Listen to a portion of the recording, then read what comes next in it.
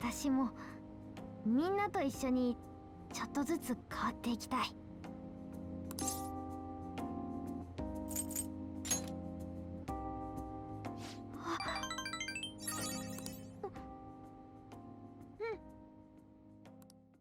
I think romance and the RPG genre is a match made in heaven. And I think the fact that video game loving is primarily an RPG thing shows the game developers have come to the same kind of conclusion. I'll tackle why I think romance is so important in just a bit, but let me just lay down some groundwork first. See, I think any good RPG is held up by three main pillars: the characters, the world, and the gameplay. Yeah, hot take, I know. What I think is interesting, though, is that characters stand at the base of these three pillars and feed into all of them. First off, characters feeds into characters because these are the same word, obviously, but also because you, the player, are a character. In Mass Effect, Shepard is already a character. You might be able to customize your class, change your general attitude towards things, and pick what time your parents died, but at the end of the day, you're still Shepard. You're a Skillian Blitz veteran and in 7 graduate, the first human Spectre. Your ultimate goal is to stop the Reaper threat and sleep with as many aliens as possible. There's the side of an alien boob which can be seen. When Shepard does something, even of their own accord, you think, yeah, that's something Shepard would do. The Persona protagonists are the same. The emo, the Chad, the Drake fan. Say that you a lesbian, girl, me too. Hey, girls want girls. They have enough personality in their designs and animations and their dialogue options alone to tell you what kind of character they already are. On the opposite side of things, you have something like Baldur's Gate 3, where your character is so purposefully void of any overwhelming personality traits that you can roleplay as any kind of character you want to be. You could be a genuinely evil hellspawn that leads a goblin army to a camp full of innocent people to slaughter them all. But you could also just be a sweet old priest that fights for justice and avoids killing at all costs. The point I'm making here is that regardless of where the game lines up on this spectrum, you are still a character in the story, and the type of character you choose to be will affect opinions and experiences that you have with the other characters. If you want to be an evil person, you're likely going to be surrounding yourself with equally evil people and spending a lot of time with them. On the other hand, if you want to play as a goody two-shoes who helps every lost soul, you're probably not going to be too fond of the characters who constantly chastise you for your altruism. They might just end up leaving the party altogether, and then you really won't be spending any time with them. Your character affects every other character around you. As for the world, I think characters are the primary way you learn about it. I know everything there is to know about the Quarians in Mass Effect because I've spent an ungodly amount of time hanging out with Tali. I know a lot about the different kinds of clerics and deities in Baldur's Gate from all my time spent talking to Shadowheart. And I know a lot about cats because Morgana never shuts the f*** up. Your perspective on the world and how you feel about the events that take place in it are also going to be shaped by who you like to spend your time with. Real quick summary here. The Quarians built the Geth to do manual labor for them, but the Geth eventually started learning and becoming self-aware. The Quarians were super terrified of that, so they decided to destroy all of them. The Geth fought back and won, and then they kicked the Quarians off their home planet, and now they have to wear suits and use a giant ship as their home since their bodies weren't really suited for life outside of their home planet. Since I'm very much a Tali enjoyer, I look at this event through a different lens than most people. So my opinion is, yeah, f*** the Geth. Those guys suck. I'd have done the same thing, and also, I really love your suits. You get a Geth squad mate named Legion, and this whole ordeal is obviously a bit of a touchy subject between the two of them. A lot of people who aren't as invested in Tali as I am believe the opposite. They think, no, Legion is this is what they sound like. Legion is right. The Geth only acted in self-defense. Oh, yeah. Hey, Legion, check this out. Boom! I'm totally kidding. Legion's okay. As for the third pillar, gameplay is going to be affected by your characters as well.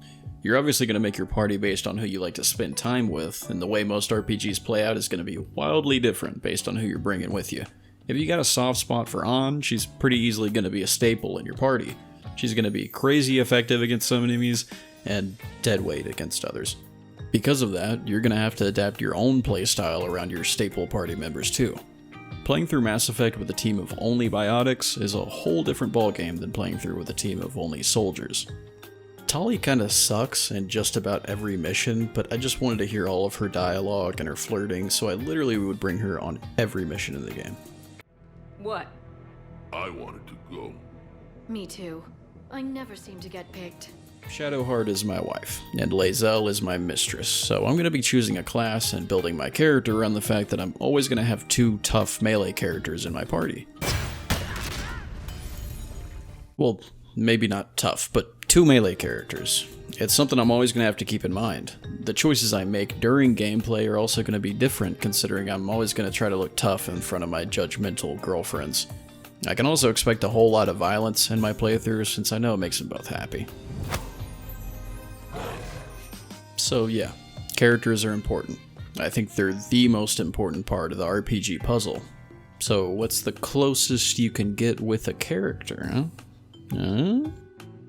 I feel like romance lets you see every side of a character. It's almost like they go from a square to a cube or something. Like sure, Shadowheart is mean and cocky and all that, but at the same time, she's got a soft side and a bunch of secret baggage she's carrying around that you'd never really know about if she was a casual companion of yours. Jack in Mass Effect, same deal. Super tough, fuck this, fuck you. I will destroy you! Romance her, and you get to see her cry. Am I blowing your mind yet? In my first 2 playthroughs of the Mass Effect trilogy, I romanced Tali both times, and I remember always thinking to myself, wow, I see so much love for Garrus online, I just don't get it. Like, he's cool and all, sure, I mean, he's got the buddy cop thing going on, but eh. And then I decided to romance him in my 3rd playthrough, and you know what, I get it. I get it now. The girls fall for it. Let me show you. What are you doing? It'll be fun.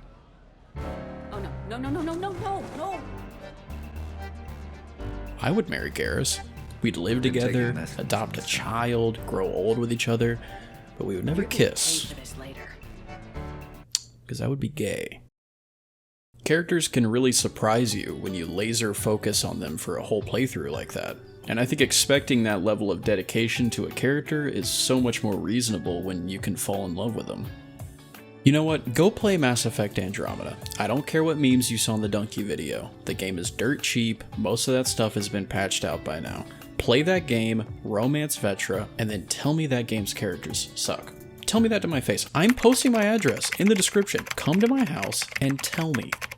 You know, maybe the rest of the characters actually do suck, but I wouldn't know. I just spent every second I could hanging out with Vetra. And I think that's my point. When you've got that goal to work towards, whether it's a saucy scene or just Vetra burning a steak really badly, knowing that you can eventually hit a home run with these characters if you dedicate yourself to them is such a great driving force for you to get invested in their stories. Can you imagine spending over 100 hours playing through Persona 5, romancing a character the whole way through, and then not setting them as your Discord profile picture? I don't think that's possible. That's probably why romance is featured so prominently in JRPGs. If you're going to spend such a ludicrous amount of time with these characters, you're going to fall in love with someone. I mean, I spent more time dating Naoto in Persona 4 than I did my ex-girlfriend. You're going to tell me that's not true love? To sum it all up, characters are the most important thing in any good RPG. If a game can give you just one character to connect to, one person to keep you going, I can guarantee you're going to see the end of that journey. And if you can truly bring that character to the peak of what a relationship could be, then saying goodbye to him is going to be a whole hell of a lot harder. No. No matter what happens, you'll find a way to do it right. For all of us. Serving on a human ship. I never would have guessed. And I wouldn't trade it for anything. We've had a good ride.